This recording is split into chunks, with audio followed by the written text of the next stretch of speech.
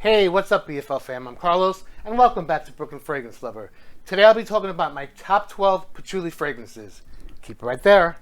Brooklyn Fragrance Lover.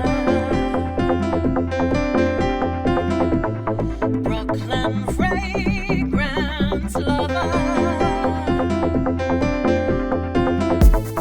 Brooklyn Fragrance Lover. Brooklyn Fragrance Lover.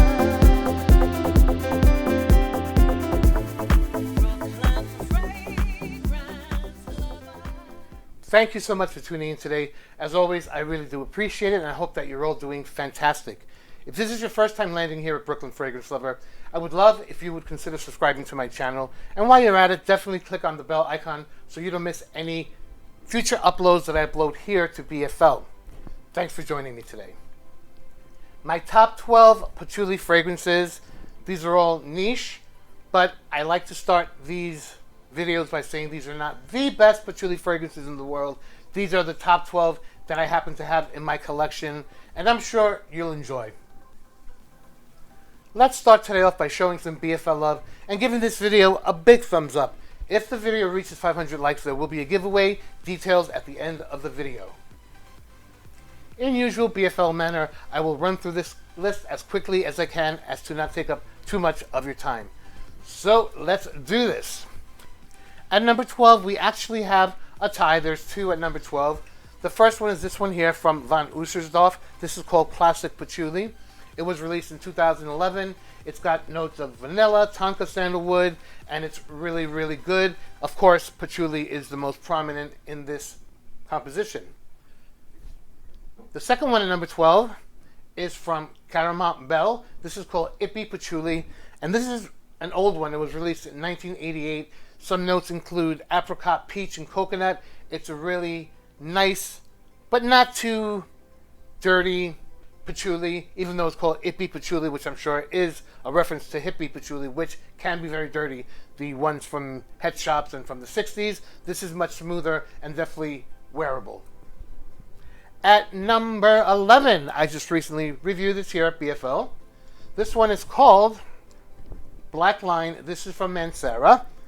This has a huge dose of rose surrounded by spices and woody notes, and it's a really good one.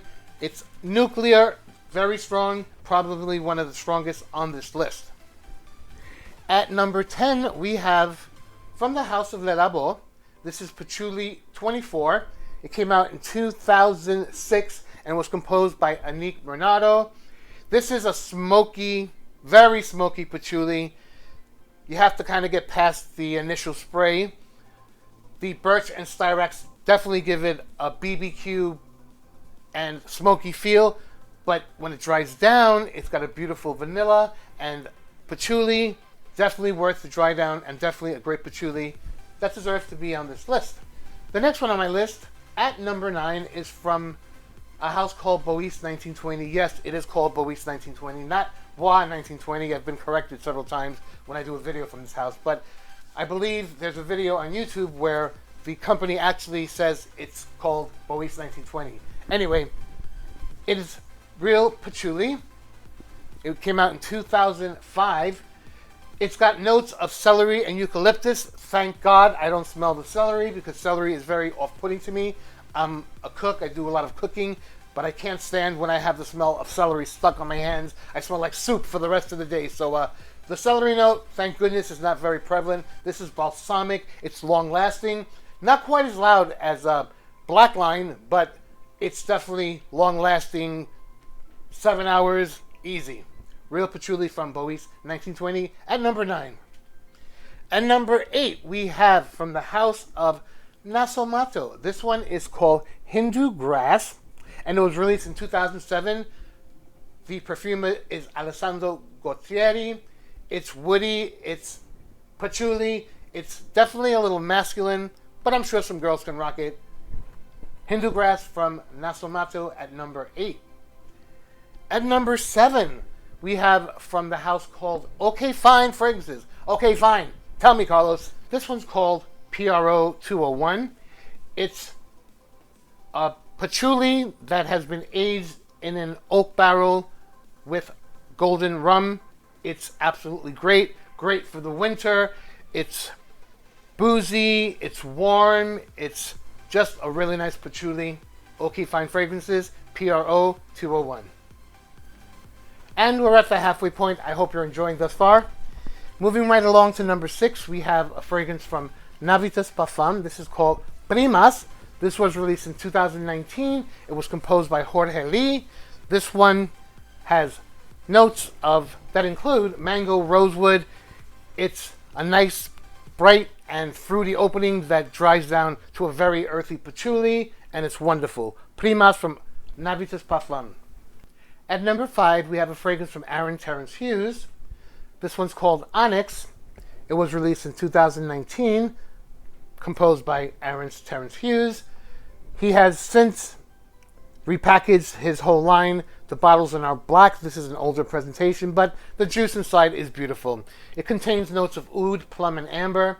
It's one of my favorites from his line. It's long-lasting. The patchouli is beautiful, and a really good one to check out if you love patchouli fragrances. All of these are, actually.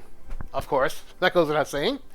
At number 4, we have from the House of Chanel, from the Les Esclives de Chanel collection. This one is called Coromandel. It was released in 2007, composed by Jacques Polge and Christopher Sheldrake.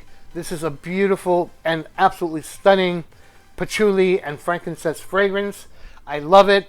Unfortunately, this is an older bottle. The whole Les Esclives de Chanel collection has been reformulated to eau de parfum concentrations. I own the Coromandel in that concentration. It's still very good, but not quite as great as the eau de toilette. If you can find one, that's the one I would suggest over the eau de parfum. But if you can't, the eau de parfum is absolutely fine. It's good as well. And we're down to the top 3. At number 3, from the House of Parfum de Marly. This one is called Nicyon. It was released in 2016. It's got some notes of frankincense, saffron, gaiac wood. It's very much patchouli in the forefront with a lot of resinous and woody notes in the background. A great composition from Parfum de Marly, Nicyon, at number 3. At number 2 is a very pricey one, but I love it so much. It's from the House of Serjoff. This one is called Richwood. It was released in 2010.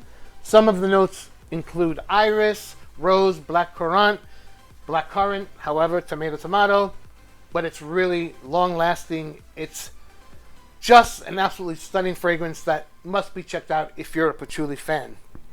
And we're down to the final fragrance, number 1.